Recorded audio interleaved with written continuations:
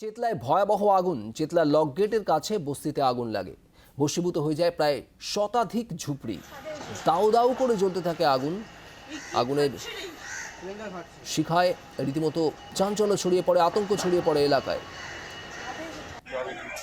প্রবীর চক্রবর্তী আমাদের প্রতিনিধি রয়েছেন আমাদের সঙ্গে। প্রবীর, শতাধিক ঝুপড়ি ভস্মীভূত, ঠিক কখন আগুন লেগেছিল কি জানা যাচ্ছে?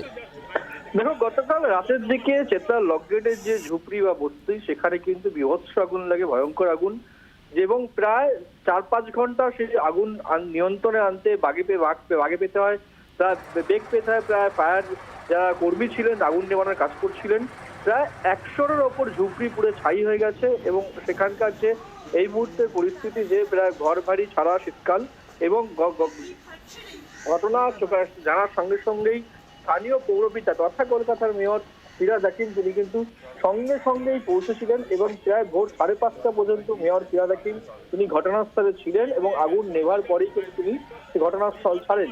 এবং আজকে সকাল থেকে দেখা যাচ্ছে যে স্থানীয় বিভিন্ন ক্লাবে যাদের ঘর পুড়ে গেছে তাদের কিন্তু আশ্রয়ের ব্যবস্থা করেছেন মেয়র। খাওয়া দাওয়ার ব্যবস্থা কিন্তু সেখানে করা হয়েছে। এবং ঘটনায় কিন্তু এলাকার মানুষ কিন্তু বলছেন যে এর পেছনে কোনো ষড়যন্ত্র থাকলেও থাকতে পারে। বাংলার আওয়াজ, বাঙালির আবেগ, জি 24 ঘন্টা।